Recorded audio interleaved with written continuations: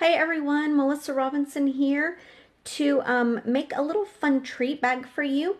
It is coming from page 33 in the Seasonal Expressions 1 from a release date of January 2018. And if you can see here, I'm going to recreate that little treat bag up there in the upper right hand corner, but in a little bit of a different way using this point of artwork as a source of inspiration. So let's get started. So first off is I have a piece of cranberry cardstock and it measures 4 by 5. And so you see that I have scored it down the middle of the 4-inch piece or side at 2 inches so that it'll make the little base for our topper.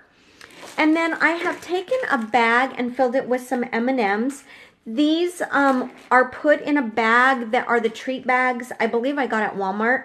And so you can see that I've cut off a 5.5-inch strip from the top because they're really large, but they're fun to put other treats in. So I'm just kind of using it for another purpose.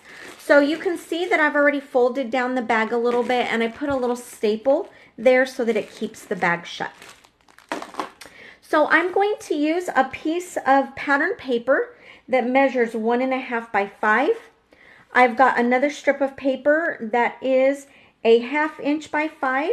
We've got some gray ribbon and a tag that I cut from the thin cuts through the Cuttlebug. And I actually decided to use this cute little stamp set. It's called High Five and has some great motivational sayings. And I felt that was kind of fun to make something happy for somebody. So what I'm going to do is I'm going to take my gift tag and I'm going to first stamp the hand in the yellow, or this is, what is this, canary ink pad. And one of the things that I do, and you'll see us often do with Close to My Heart stamps, is that I go ahead and rub it a little bit on my arm. Let's see if I can change the sliding for you here. But rub it a little bit on my arm so that it will season it. And you can see possibly reflected in the camera how this has not been seasoned, so it's a clear, shiny image, whereas the hand now is a little bit cloudy. We actually want them cloudy because that allows them to pick up the ink a little bit better than if not. I am going to pull back the little carrier sheet that is foam that comes with all of our stamp sets. And I'm going to place that on the bottom for some padded cushion. And this just helps with creating a solid image. I have the Versamark pad here on the bottom. If you don't own this, it is fabulous. You can hear how it's kind of scratchy and plastic, but it gives a nice work surface for measuring items. And on the back side, although I won't flip this now, is a cushion that is great for stamping as well. So I'm going to take the hand and using the canary ink pad, I'm going to stamp it onto my tag a little higher there to allow for the sentiment. And then using the sapphire ink, I am going to ink up the High Five and stick that there below the hand very carefully. So we've got a cute little tag there, and we'll kind of cutesy that up here in just a moment. So taking that base that I have now folded in half, I am going to take the polka dot pattern paper. This comes from the Stargazer kit, and it's actually one of our PML or Picture My Life cards. So there's only a small piece of it, but I love it, and I just felt it would make for a cute and cheery point of inspiration. So you can see that I have glued that on top. Not very well. Let me reposition that for you and me. Well, it's because I'm on camera. There we go. So I glued that on the front. I'm going to take this piece of zip strip. Actually, this is not a zip strip. This is actually a piece of the pattern paper that also comes with that Stargazer. And I have loved using it on many projects. So it just offers some versatility with what you're creating. And then I'm going to take some of this gray ribbon and I'm actually going to put a little bit of adhesive on overlapping the seam of the two pattern papers and then a little bit more down the middle so that I can place it from edge to edge. I've got a little frayed part coming off of that ribbon. So you're going to see that I'm just going to stretch it from edge to edge, pressing down where I've put some adhesive. There we go. Reposition that slightly.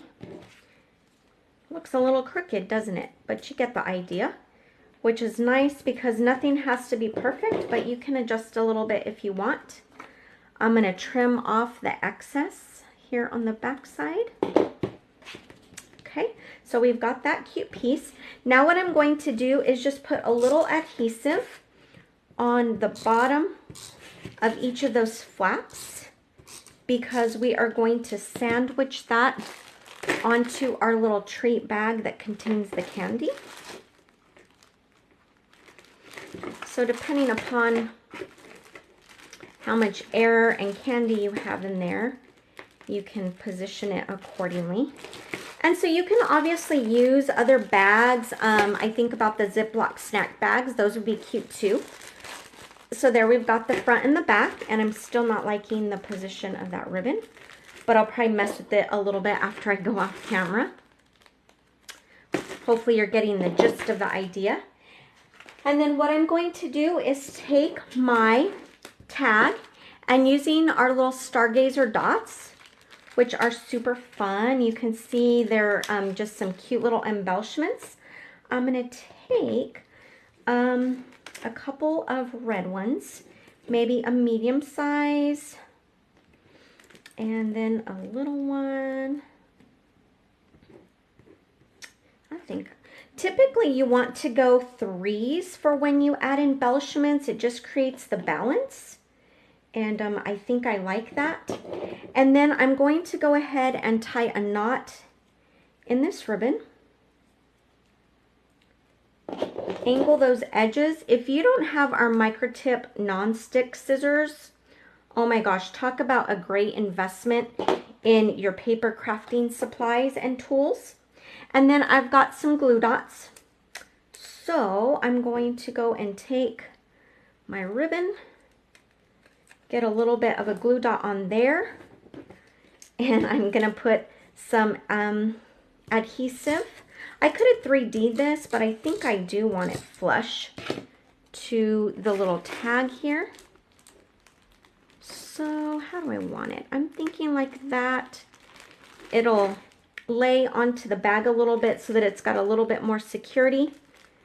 Stick that piece of ribbon on there, and voila! I've got a cute little treat bag. The biggest investment is the candy, of course, because you can use your small scrap pieces in order to create your little bag topper.